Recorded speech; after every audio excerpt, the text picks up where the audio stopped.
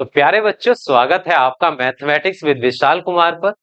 इस चैनल के माध्यम से मैं विशाल कुमार आपको कक्षा 5, 6, 7 और 8 की गणित विषय की संबंधित सभी प्रश्नों को हल करा रहा हूं। और आज हम कक्षा 8 की इकाई 3 घनमूल, इकाई 3 जिसका नाम है घनमूल की अभ्यास 3A के प्रश्नों को हल कराऊंगा। तो पहला प्रश्न है, निम्नलिखित संख्याओं के घन ज्ञात कीजिए। अब इस प्रश्न में कहा गया है कुछ संख्याएं दी गई हैं और हमसे पूछा है कि इन संख्याओं के हमें घन ज्ञात करने हैं। अब किसी संख्या का घन कैसे ज्ञात करते हैं, चलिए सीखते हैं। अगर हम 1 से 10 तक, पहले हम 1 से 10 तक की संख्याओं के घन निकालना सीखेंगे। तो 1 से 10 तक संख्याओं के घन,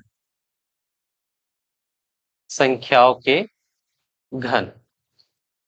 अब हमें ये घन कम से कम 1 से 20 तक संख्याओं के याद रखने चाहिए। और चलिए सीखते हैं। पहला, अगर हमें 1 का घन निकालना है, 1 का घन, तो 1 का घन निकालने के लिए 1 की घात लगा देंगे हम 3। और घात 3 का मतलब होता है आधार को गुणा में लिखते हैं 3 बार, 1 गुणा 1 गुणा 1। तो 1 की गुणा 1 से करेंगे आ जाएगा 1, और फिर 1 से करेंगे तो आ गया 1। फिर लिखेंगे हम 2 का घन। तो 2 का घन ज्ञात करने के लिए 2 की घात लगा देंगे हम 3। और 2 की घात 3 का मतलब होगा 2 गुणा में होगा 3 बार, यानी कि 2 दूनी 4 और 4 दूनी 8। 2 का घन आ गया है 8।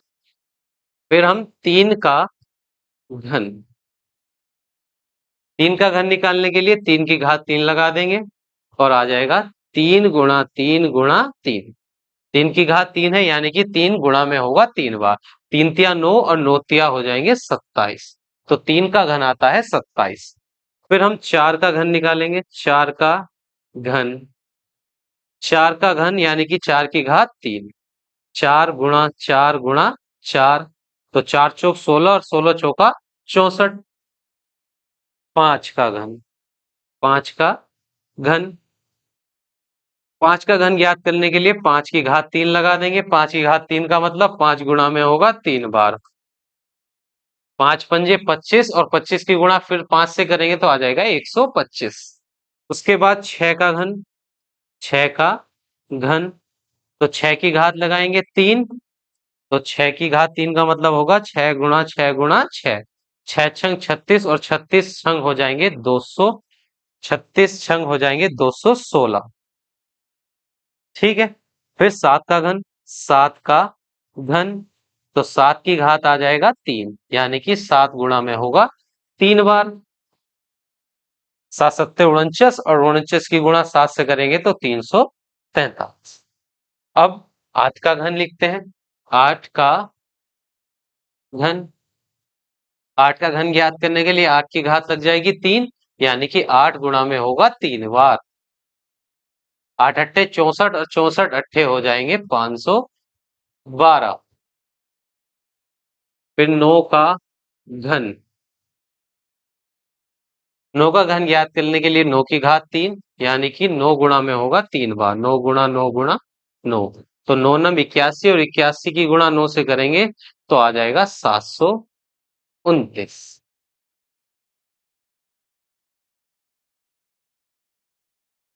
अब हम 10 का घन ज्ञात करते हैं। 10 का घन, तो 10 का घन होगा 10 की घात 3, यानी कि 10 गुणा 10 गुणा 10। तो 10 की गुणा 10 से करने पर आएगा 100, और 100 की गुणा 10 से कर देंगे तो आ जाएगा 1000। तो यहां तक हमने 1 से 10 तक की संख्याओं के घन ज्ञात किए हैं। 1 का घन है 1, 2 का घन है 8, 3 का घन 27, 4 का घन होता है 64, 5 का घन 125, 6 का घन 100 216, 7 का घन 343, 8 का घन 512, और 9 का घन होता है 729, और 10 का घन होता है 1000। ठीक है। अब ये जो संख्या है, देखो 1 का घन 1 आया है, 2 का घन 8 आया है, तो 1 और 8 के बीच में जो संख्याएं बच जाती हैं, जैसे 2 3 4 5 6 7, ये संख्याएं क्या हैं, ये अपूर्ण घन है। इन संख्या, ये किसी संख्या का घन 2 3 4 5 छह सात नहीं होते हैं। तो ये कौन सी संख्या है? अपूर्ण घन संख्या। अपूर्ण अपूर्ण घन संख्या। घन संख्या। अपूर्ण घन संख्या कौन सी होती है? जो किसी संख्या का घन नहीं होती है। तो देखो, एक का घन निकाला, एक आया। दो का घन निकाला, आठ आया। और तीन का घन 27। तो एक और आठ के बीच में जितनी भी संख्याएं होंगी वे सब कैसी हैं? अपूर्ण घन संख्या। इनका घन, ये किसी संख्या का घन नहीं होती। और जो किसी संख्या का घन होती है उन संख्याओं को कहते हैं हम पूर्ण घन संख्या। पूर्ण घन संख्या। तो कौन कौन सी है पूर्ण घन संख्या? देखो, एक का घन निकालने के बाद आया था एक। एक एक पूर्ण घन संख्या है। दो का घन निकालने के बाद आया आठ। तो आठ भी एक पूर्ण घन संख्या है। तीन का घन निकाला था, आया 27। 27 एक पूर्ण घन संख्या है। फिर चार का घन निकाला था हमने, 64। तो 64 भी एक पूर्ण घन संख्या है। और 64, उसके बाद पांच का घन मूल घन निकाला था तो आया था 125। ये सभी संख्याएं क्या है? पूर्ण घन संख्याएं हैं। पूर्ण घन संख्याएं ये किसी ना किसी संख्या का घन होती है, पर अपूर्ण संख्याएं किसी संख्या का घन नहीं होती। जैसे एक और आठ के बीच में दो किसी संख्या का घन नहीं है, तीन भी नहीं, चार, पांच, छह, सात और आठ तो दो का घन है। उसके बाद 10, 11, 9, ये सब संख्याएं क्या है? अपूर्ण घन संख्याएं हैं, जो किसी संख्या का घन नहीं होती है। अब हम अपने सवाल पर चलते हैं। पहला सवाल है हमारा,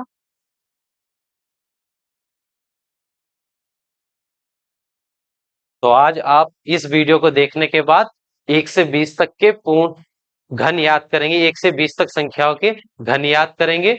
और नेक्स्ट वीडियो तक जब हम 3B करेंगे तब तक आप 1 से 20 तक संख्याओं के घन याद कर लीजिएगा। अब पहला सवाल है, निम्नलिखित संख्याओं के घन ज्ञात कीजिए। तो पहली संख्या है 7। 7 का घन निकालेंगे। तो 7 का घन निकालने के लिए, घन तो 7 का घन निकालने के लिए हम 7 की घात लगा देंगे 3, यानी कि 7 गुणा में होगा 3 बार। तो 7 सत्ते 49 और 49 सत्ते होते हैं 343। ये भी अभी निकाला था हमने पीछे। अब दूसरी संख्या है 12। 12 का घन। तो 12 का घन निकालने के लिए 12 की घात लगा देंगे हम 3। तो 12 को गुणा में लिखेंगे हम 3 बार। तो 12 की गुणा 12 से करते हैं तो आता है 144, और उसकी गुणा कर देंगे हम फिर दोबारा 12 से। तो 12, 12 चौक 48 का 8, हासिल लगे 4, 12 चौक 48 और 4 52 का 2, हासिल लगे 5, 12 कन 12 और 5 17। तो 12 का घन आया है 1728। फिर अगली संख्या है यहाँ पर 17। तो घन 17 का घन होता है 17 की घात 3, यानी कि 17 गुणा में होगा 3 बार। अब हम करते हैं 17 की गुणा। 17 की गुणा 17 से करने पर आ जाता है 289। और फिर 289 की गुणा करेंगे हम 17 से। तो यहां इधर कर लेते हैं, 289 गुणा 17। तो 7 नम 63 का 3, हासिल लगे 6, 7 अठे 56 और 6 हो जाएंगे 62। 6 हासिल, 7 दूनी 14 और 6 हो जाएंगे 20। एक की गुणा 9 से करने पर 9, एक की गुणा 8 से करने पर 8, और एक की गुणा 2 से करेंगे तो आ जाएगा 2। 3, 9 और 2 11 का 1, हासिल 1 लगा, 8 और 1 9, और 2 और 2 हो जाएंगे 4। 4913। तो 17 का घन आया है 4913। अब अगली संख्या है 19। 19 का घन, संख्या 4 है। 19 का घन। अब 19 का घन निकालने के लिए हम 19 की घात लगा देंगे 3, यानी कि 19 गुणा में होगा 3 बार। 19 की गुणा हम 19 से करेंगे तो आ जाएगा 361, और फिर उसकी गुणा करेंगे हम 19 से। तो इधर कर लेते हैं, 361 गुणा 19। 9 एकन 9, 9 छंग 54 का 4, हासिल लगे 5, 9 तिया 27 और 5 हो जाएंगे 32। एक की गुणा 1 से करने पर 1, एक की गुणा 6 से करेंगे 6, एक की गुणा 3 से करने पर आ जाएगा 3। 9, 4 और 1 5, 6 और 2 हो जाएंगे 8, और 3 और 3 हो जाएंगे 6। 6859। तो 19 का घन आया है 6859। फिर अगली संख्या है 21। 5, 21 का घन। अब 21 का घन निकालने के लिए हम 21 की घात लगा देंगे 3, और घात 3 किसी संख्या की घात 3 का मतलब होता है उस संख्या को 3 बार लिखते हैं गुणा में। 21 गुणा 21 गुणा 21। अब 21 की गुणा 21 से करते हैं तो आ जाता है 441, और फिर उसकी गुणा करेंगे हम दोबारा 21 से। तो 441 की गुणा करेंगे 21 से, यहाँ कर लेंगे एक की गुणा 441 से करने पर 441, दो एकम दो, दो चौक 8 और दो चौक 8, एक 4 और 2 6, 8 4 12 का 2 हासिल लगा 1, तो 9261। 21 का घन आया है 9261। इसके बाद अगली संख्या है 100। 100 का घन ज्ञात करना है हमें, तो यहां लिखते हैं 100 का घन। 100 का घन निकालने के लिए 100 की घात लग जाएगी 3। अब 100 गुणा में होगा 3 बार।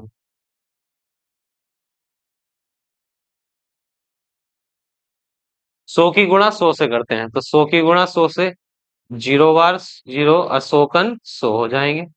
आ गया 10,000, फिर 10,000 की गुणा कर देंगे 100 से, तो यहाँ 4 जीरो है और इसमें 2 जीरो, तो 6 जीरो आ जाएंगे। एक इकन 1, तो इसका आया है 10,00,000। 100 का घन आया है 10,00,000। अब हमने पहले प्रश्न में जो संख्याएं दी गई थी उनका घन ज्ञात कर लिया है। अब हम प्रश्न संख्या 2 को हल करेंगे, तो आप अपनी नोटबुक में इनको उतार लीजिएगा। अब प्रश्न संख्या 2 देखते हैं। -5/9 का घन। अब दूसरे सवाल में संख्या दी गई है एक परिमेय संख्या, अंश बटा हर के रूप में दी गई है, इसका हमें घन ज्ञात करना है। तो -5/9 का घन निकालने के लिए हमने सीखा है जिस संख्या का घन ज्ञात करना होता है उसकी घात हम लगा देते हैं 3। तो यहाँ 5/9 का घन निकालना है, तो -5/9 की घात लगा देंगे 3, और घात 3 का मतलब होता है उस आधार को हम रखते हैं गुणा में 3 बार। तो -5/9 गुणा -5/9 और गुणा -5/9। अब गुणा करते हैं, 5 पंजे 25 और 25 पंजे हो जाएगा 125। फिर नौ हर में हर की गुणा करेंगे, 9 नम 81 और 81 नम हो जाएंगे 729। अब यहाँ देखो माइनस चिन्ह की गुणा माइनस चिन्ह से करेंगे आ जाएगा प्लस का चिन्ह, और फिर प्लस चिन्ह की गुणा माइनस से करेंगे तो आ जाएगा माइनस का चिन्ह। तो -5/9 का घन आया है -125/729। तो विकल्प नंबर 4 इस प्रश्न का सही उत्तर होगा, -125/729। अब प्रश्न संख्या 3 पर चलते हैं। प्रश्न संख्या 3 में निम्नलिखित में से कौन सी संख्याएं पूर्ण घन है। अब ये संख्याएं दी गई हैं, इनमें हमें यह देखकर बताना है कि ये पूर्ण घन संख्या है या नहीं है। तो पूर्ण घन संख्या कौन सी होती है? जो संख्या किसी ना किसी संख्या का घन होती है उन्हें हम पूर्ण घन संख्या कहते हैं। जैसे 2 का घन होता है 8, तो 8 एक पूर्ण घन संख्या है। कौन सी संख्या है? पूर्ण घन संख्या, क्योंकि 8 किसी संख्या का घन है। किसका घन है? 2 का घन है। तो 8 है यहाँ पर 2 का घन। तो 8 का अगर हम घनमूल निकालेंगे, घनमूल निकालना हम दूसरी अभ्यास में सीखेंगे, पर यहाँ अगर मैं बता दूं अगर 8 का हम घनमूल निकालेंगे तो कितना आएगा? 2। जैसे 4 का घन होता है 4 चौक 16, 16 चौका 64, 4 का घन है 64, और 64 का अगर हम घनमूल निकालेंगे तो आ जाएगा 4। ठीक है, तो पूर्ण घन संख्याओं के ही घनमूल ज्ञात करना हम अगली अभ्यास में सीखेंगे 3b में। तो पहली संख्या है 64। अब इस संख्या को देखकर बताना है कि यह एक पूर्ण घन संख्या है या नहीं। तो इस संख्या को पूर्ण घन है या नहीं बताने के लिए हम इसके पहले अभाज्य गुणनखंड ज्ञात करेंगे। तो पहले हम 64 के अभाज्य गुणनखंड निकालते हैं। 2 तिया 6, 2 दूनी 4, 2 एकम 2, 1 बचा 2 छंग 12, 2 अट्ठे 16 और 2 चौक 8, 2 दूनी 4 और 2 एकम 2। अब जो अभाज्य गुणनखंड आए हैं उनमें हम एक जैसी अभाज्य संख्याओं के तीन तीन संख्या को एक साथ लेकर त्रिक बनाएंगे। तो एक त्रिक ये बन गया है 3 संख्याओं का, फिर 3 संख्याओं का एक त्रिक ये बन गया है। तो यहाँ पर 3 3 संख्याओं के सभी त्रिक बन गए हैं, कोई भी संख्या त्रिक बनने से रही नहीं है, मतलब कोई भी संख्या नहीं बची। 3 3 के सब 3 3 संख्याओं का एकक त्रिक बन गया है। और उसके बाद कोई संख्या नहीं बची, यानी कि ये एक पूर्ण घन संख्या है, क्योंकि इसमें सभी अभाज्य संख्याओं के त्रिक बन चुके हैं। तो ये पूर्ण घन संख्या है, पूर्ण घन संख्या है। 64 एक पूर्ण घन संख्या है। उसके बाद हम देखेंगे अब 216 को। 216 एक पूर्ण घन संख्या है या नहीं है। तो पहले हम 216 के अभाज्य गुणनखंड ज्ञात कर लेते हैं। दो एकन दो। अब दो के पढ़े में एक तो आएगा नहीं ना, उससे छोटी संख्या, तो इसका लगा दिया हमने 0। अब ये हो गया 16, दो अट्ठे 16। फिर दो से भाग करेंगे, दो पंजे 10, दो चौक 8। फिर दो से भाग करेंगे, दो दूनी 4 और एक बचा, दो सत्ते 14। अब 2 से 27 विभाजित होता नहीं, ये होगा 3 से, 3 तिया 9। और फिर 3 से भाग करेंगे, 3 तिया 9, 3 एकन 3। अब इन अभाज्य गुणनखंड में आई हुई अभाज्य संख्याओं के हम तीन तीन संख्याओं का एक त्रिक बनाएंगे। तो एक त्रिक ये बन गया है और एक त्रिक बन गया है तीन तीन का। तो यहाँ पर कोई सी अभाज्य संख्याओं में सभी संख्याओं के त्रिक बन गए हैं, कोई संख्या नहीं बची है, तो यानी कि 216 भी एक पूर्ण घन संख्या है, पूर्ण घन संख्या है, पूर्ण घन संख्या है। फिर अगली संख्या देखते हैं हम, 243। 243। अब 243 के अभाज्य गुणनखंड ज्ञात करते हैं पहले हम। दो दो से विभाजित नहीं होगा, क्योंकि इकाई के स्थान पर है 3। 3 2 से विभाजित नहीं होता है। अब हम दो 3 से करेंगे, 3 अट्ठे 24 और 3 एकन 3। फिर 3 से, 3 दूनी 6, दो बचे 3 सत्ते 21। 3 नम 27 हो जाएंगे, 3 तिया 9 और 3 एकन 3। अब यहाँ तीन तीन अभाज्य संख्याओं के हम त्रिक बनाएंगे। तो एक त्रिक बन गया है, दूसरा त्रिक नहीं बना है, यहाँ एक संख्या की कमी है। यहाँ एक संख्या की कमी है त्रिक बनने में, तो यहाँ त्रिक नहीं बना है, इसलिए हम लिख देंगे 243 एक पूर्ण वर्ग, पूर्ण एक पूर्ण घन संख्या नहीं है, संख्या नहीं है। चलिए अब अगली संख्या देखते हैं। अगली संख्या है 900। अब हमें देखकर बताना है कि 900 एक पूर्ण घन संख्या है या नहीं। तो पहले हम इसके अभाज्य गुणनखंड ज्ञात करते हैं।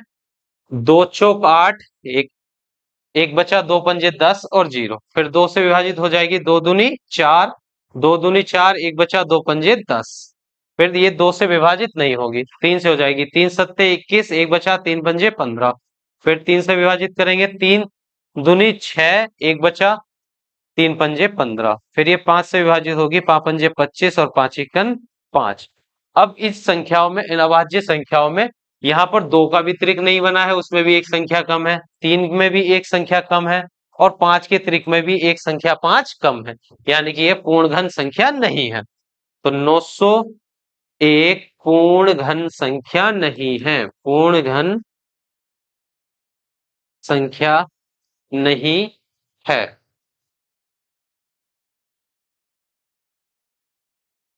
अगली संख्या देखते हैं हम। अगली संख्या है 1728।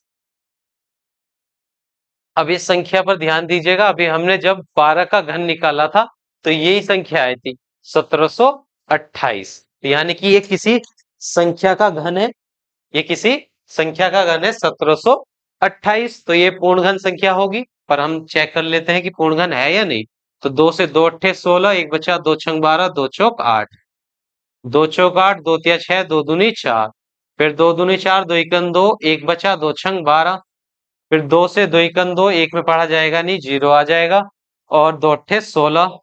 फिर दो पंजे 10, दो चौक 8, फिर दो दूनी 4, एक बचा, दो सत्ते 14। फिर तीन तिया 9, ओ 3 नम 27 और 3 तिया 9 और 3 एकन 3। अभाज्य संख्याओं के त्रिक बनाएंगे, एक त्रिक ये बन गया, एक त्रिक यहाँ पर बन गया और एक त्रिक ये। तो कोई भी भाज्य संख्या नहीं बची है त्रिक बनने से, तो यानी कि ये 1728 एक पूर्ण घन संख्या है, पूर्ण घन संख्या है, पूर्ण घन संख्या है। इसके बाद अगली संख्या देखते हैं। 1,06,480। 1,06,400, 1,06,480। अब इसके अभाज्य गुणनखंड निकालते हैं। दो पंजे 10, दो तिया 6, दो दूनी 4, दो चौक 8 और एक जीरो। दो दूनी 4, एक बचा, हो गया 13, दो छंग 12, एक बचा, दो छंग 12 और दो दूनी 4 और एक जीरो।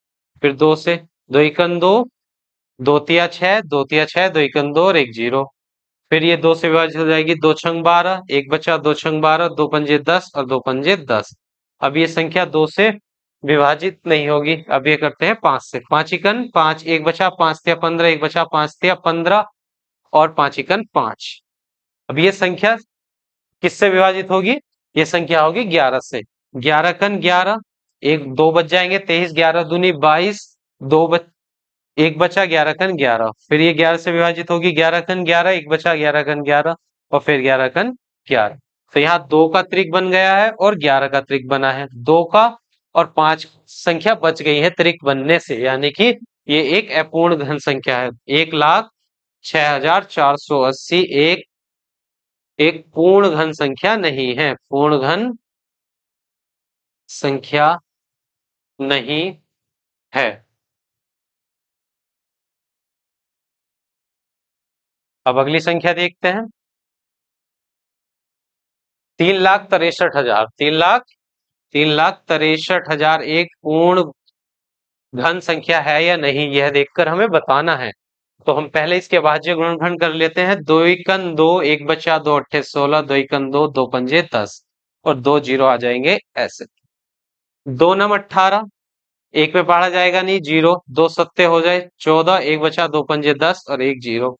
फिर दो से, दो चौक 8, दो पंजे 10, दो तिया 6, एक दो सत्ते 14 और एक बचा, दो पंजे 10।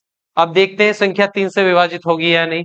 तो 5 और 5 10 और 10 20, 4 24। तो 24 तीन से विभाजित हो जाता है। तीन इकन 3, एक बचा, तीन पंजे 15, तीन इकन 3, तीन दूनी 6, एक बचा, तीन पंजे 15। फिर तीन से विभाजित हो जाएगी, तीन पंजे 15 और जीरो और उसके बाद तीन चौक 12। ये तीन से विभाजित नहीं हुई है, 5 से विभाजित होगी। 5 तिया 15, जीरो 10 हो गए 12, तो 5 दूनी 10, दो बचे, 5 पंजे 25। फिर हम 5 से 5 छंग 30, जीरो, दो का जीरो आ जाएगा, 5 पंजे 25। फिर 5 से 5 इकन 5, एक बचा, 5 दूनी 10, 5 इकन 5। अब ये संख्या 11 से होगी। 11 कन 11, एक बचा, 11 कन 11 और फिर 11 से एक बार, 11 से एक बार। तो यहाँ दो का त्रिक बना है और 5 का त्रिक बना है, तीन का त्रिक नहीं बना और 11 का त्रिक नहीं बना, यानी कि 3,63,000 एक पूर्ण घन संख्या नहीं है, पूर्ण घन संख्या नहीं है। तो आज की इस अभ्यास में 3A में हमने सीखा है किसी संख्या का घन निकालना और कोई संख्या पूर्ण घन संख्या होती है या नहीं होती है। आप इस अभ्यास को अच्छे से अपनी नोटबुक में करेंगे और इसका एक दो बार करने का प्रयास करेंगे। इस अभ्यास को मिलते हैं अगली अभ्यास 3B के साथ।